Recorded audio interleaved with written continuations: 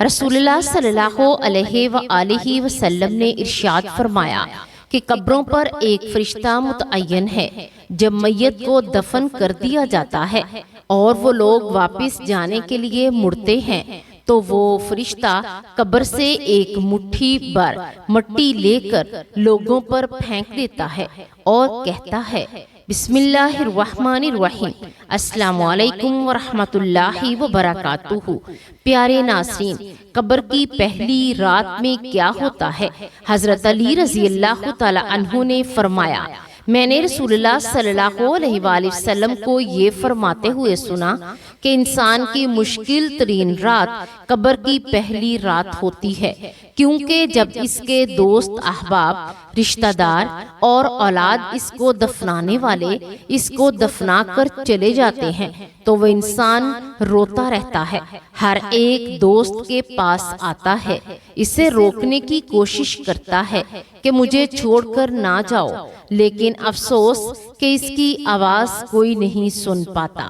تو اب وہاں پر قبرستان میں ہر کوئی اکیلا رہ جاتا ہے۔ تب ہمارا سامنا ان فرشتوں سے ہوتا ہے جو ہمارے اعمال ہوتے ہیں۔ اب وہ کس شکل میں ہمارے سامنے ہوں گے، اچھے یا برے، اس بارے میں کوئی کچھ بھی نہیں کہہ سکتا۔ تب وہ ہم سے اس دنیا میں گزری ہوئی زندگی کے متعلق سوال کریں گے، جن سوالوں کے جواب میں ہماری زندگی میں موجود ہیں جب تک کہ ہم سانس لے رہے ہیں۔ ایک حدیث میں ہے جس کا مفہوم کچھ اس طرح سے ہے، رسول اللہ صلی اللہ علیہ وآلہ وسلم نے ارشاد فرمایا،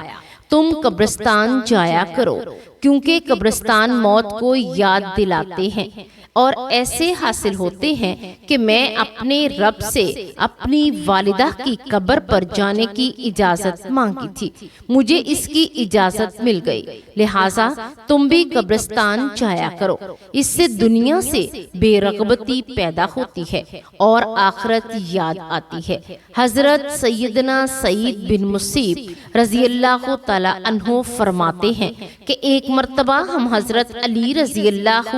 تعالی عنہ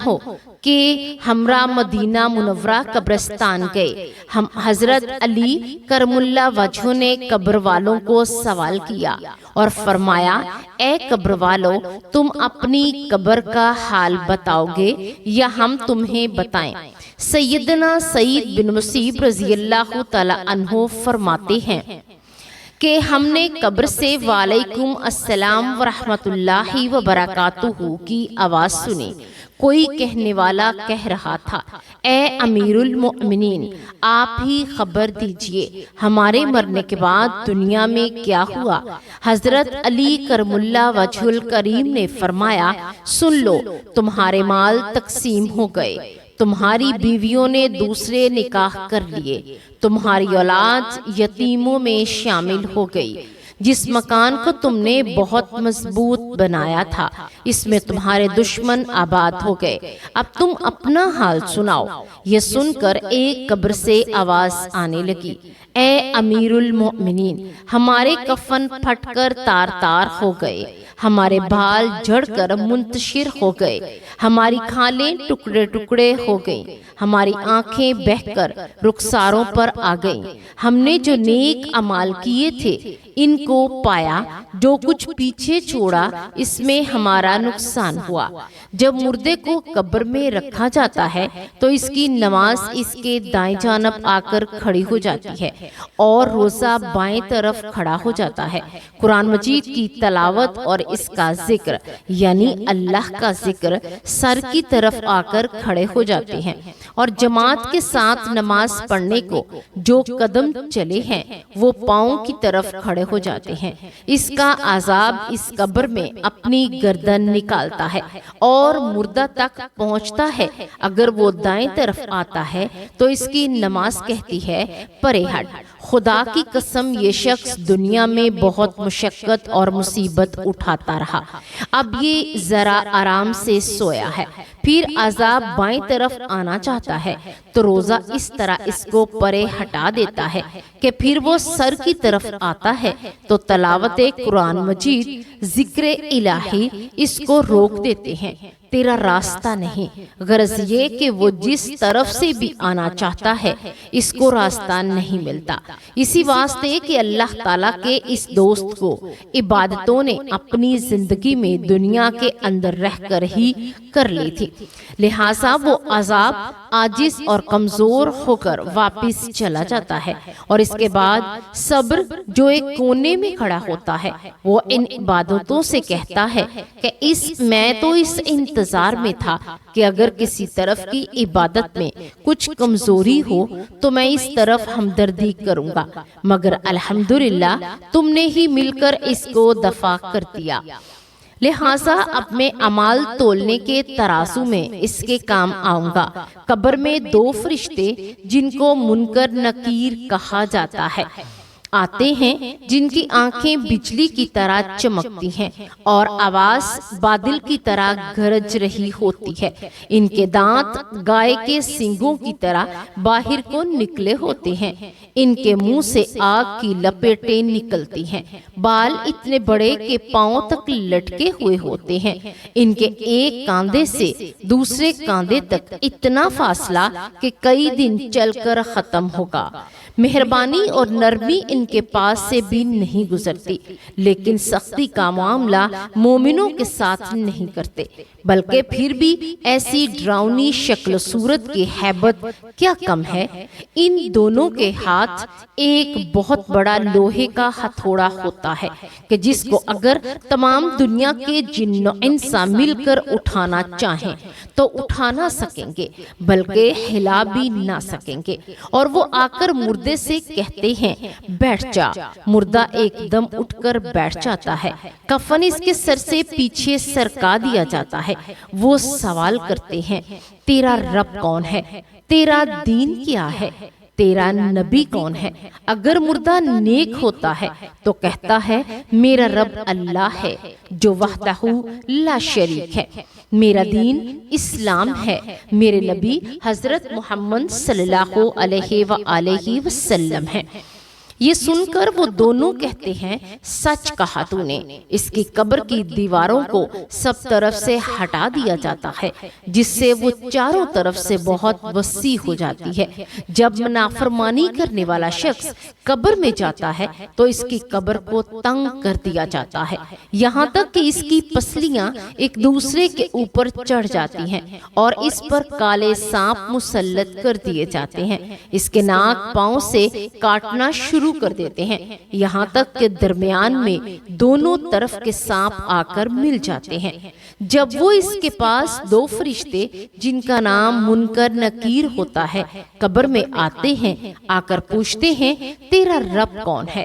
تیرا دین کیا ہے، تیرا نبی کون ہے، وہ اس کے سوال میں جواب نہیں دے سکتے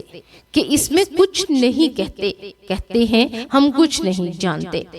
وہ اس قدر زارو قطار روتے ہیں، چیخیں مارتے ہیں، لیکن یہاں تک کہ قبر میں چنگاریاں پھیل جاتی ہیں۔ اس کے بعد اس کو کہتے ہیں اوپر دیکھ، اوپر کی طرف دیکھتا ہے تو جنت کی باغ و بہار نظر آتی ہے۔ فرشتے اسے نافرمان کہتے ہیں اے اللہ کے دشمن اور نافرمان، اگر دنیا میں تو اللہ کی اطاعت کرتا اور فرما برداری کرتا تو تیرا ٹھکانہ یقیناً جنت ہوتا۔ پیارے نبی صلی اللہ علیہ وآلہ وسلم نے فرمایا اس وقت یہ شخص ایسے حسرت بری نگاہوں سے دیکھتا ہے جیسے کہ کبھی ایسی حسرت اس نے کی ہی نہیں۔ حضرت علی رضی اللہ تعالی عنہ کی خدمت میں ایک شخص حاضر ہوا اور پوچھنے لگا اے امام علی، قبر میں انسان کی پہلی رات کیسے گزرتی ہے؟ تو حضرت علی رضی اللہ تعالی عنہ نے فرمایا میں نے اللہ کے رسول صلی اللہ علیہ وآلہ وسلم سے سنا انسان کی سب سے مشکل رات قبر کی پہلی رات ہوتی ہے، جب دوسرے انسان اس کے دوست، عزیز و اقارب، رشتہ دار اسے دفنا کر چھوڑ کر چلے جاتے ہیں تو وہ انسان روتا رہتا ہے، ایک دوست کے پاس آتا ہے، اسے روکنے کی کوشش کرتا ہے لیکن کہ مجھے چھوڑ کر نہ جا، لیکن افسوس کہ اس کی آواز کوئی بھی نہیں سنتا۔ حضرت ابو سعید رضی اللہ تعالی عنہ سے روایت ہے کہ حضور پاک صلی اللہ علیہ وآلہ وسلم نے فرمایا لوگوں اپنی موت کو یاد کیا کرو۔ قبر ہر دن اپنے مردوں سے اعلان کرتی ہے کہ میں غربت اور تنہائی کا گھر ہوں، کیڑے مکوڑوں کا گھر ہوں، مٹی کا ڈھیر ہوں۔ جب مومن کو دفن کیا جاتا ہے تو قبر اسے مرحبا کہہ کر خوشخبری دیتی ہے کہ میری پشت پر چلنے والوں میں سے تو بڑا محبوب تھا، آج میں تیری ہو گئی اور تو میرے پاس آ گیا، آج میرا احسان دیکھ۔ یہ کہہ کر قبر کشادہ ہو جاتی ہے اور جنت کا دروازہ کھول دیا جاتا ہے، جہاں سے اس کو تازہ ہوا آتی ہے۔ حضرت ابو ہریرہ رضی اللہ تعالی عنہ کا بیان ہے، حضور اکرم صلی اللہ علیہ وآلہ وسلم نے ارشاد فرمایا کہ ایک مرتبہ آپ میرے ساتھ ہمراہ تھے کہ آپ ایک قبر پر بیٹھ گئے اور فرمایا کہ یہ قبر ہر روز بآواز بلند کہتی ہے کہ آدم کی اولاد تو کیوں مجھے بھول گیا؟ کیا تجھے یہ معلوم نہیں کہ میں تنہائی کا گھر، غربت کا گھر، وحشت کا گھر اور کیڑے مکوڑوں کا گھر ہوں؟ مگر اللہ جس کے لیے کشادگی کا حکم فرمائے گا اس کے لیے کشادہ ہو جاؤں گی۔ اس کے بعد آپ صلی اللہ علیہ وآلہ وسلم نے فرمایا، اے قبر تو یا تو جنت کا چمن ہے یا تو پھر آگ کا ایک تنور ہے۔ حضور پاک صلی اللہ علیہ وآلہ وسلم نے فرمایا کہ مردہ جب قبر میں رکھا جاتا ہے تو قبر اس سے کہتی ہے، اے ابن آدم ہلاک ہو، تجھے کس چیز نے مجھ سے دھوکے میں رکھا؟ کیا تجھے معلوم نہ تھا کہ میرے کیڑے مکوڑوں کا میں گھر ہوں؟ تجھے کس چیز نے مجھ سے بہکا کر نہ ڈر کر دیا اور تو میری پشت پر بہت اکڑ کر چلتا تھا؟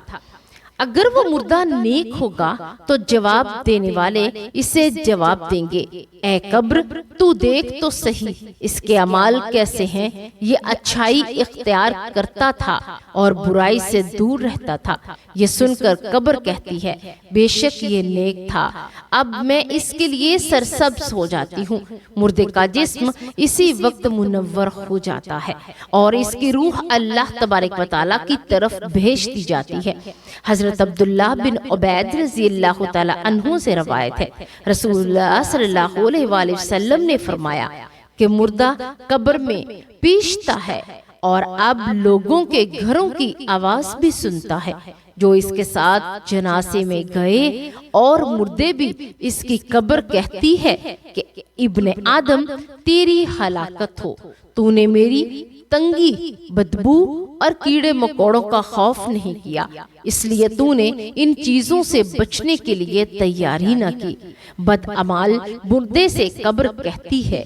کہ تو نے میری تاریکی، میری وحشت، میری تنہائی اور تنگی، میرا غم تجھے یاد نہیں رہا۔ اس کے بعد قبر اس کو جکڑ لیتی ہے اور فرشتے اس کو ہتھوڑوں سے ایسے مارتے ہیں کہ اس کی پسلیاں ادھر کی ادھر ہو جاتی ہیں۔ پھر دوزخ کی کھڑکی اس طرح کھول دی جاتی ہے کہ وہ مردہ حشر تک اس عذاب میں مبتلا رہتا ہے۔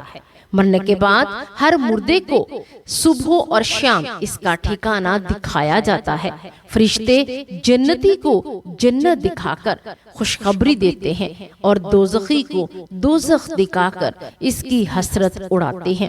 ایک حدیث جس کا مفہوم کچھ اس طرح سے ہے، رسول اللہ صلی اللہ علیہ وآلہ وسلم نے ارشاد فرمایا، اللہ تعالیٰ کی طرف سے قبروں پر ایک فرشتہ متعین ہے۔ جب میت کو دفن کیا جاتا ہے تو وہ اس کی قبر کی مٹی ہموار کرتا ہے، اور لوگ واپس جانے کے لیے مڑتے ہیں تو قبر سے ایک مٹھی مٹی بھر کر اٹھا لیتا ہے اور لوگوں پر پھینک دیتا ہے اور کہتا ہے، اس دنیا کی طرف واپس چلے جاؤ اور اپنے مرنے والے کو ہمیشہ کے لیے بھول جاؤ۔ اللہ تبارک و تعالیٰ سے دعا ہے کہ ہم سب کو مرنے سے پہلے مرنے کی تیاری کی توفیق عطا فرمائے، اور جو مسلمان اس دنیا سے جا چکے ہیں ان کی بخشش فرمائے۔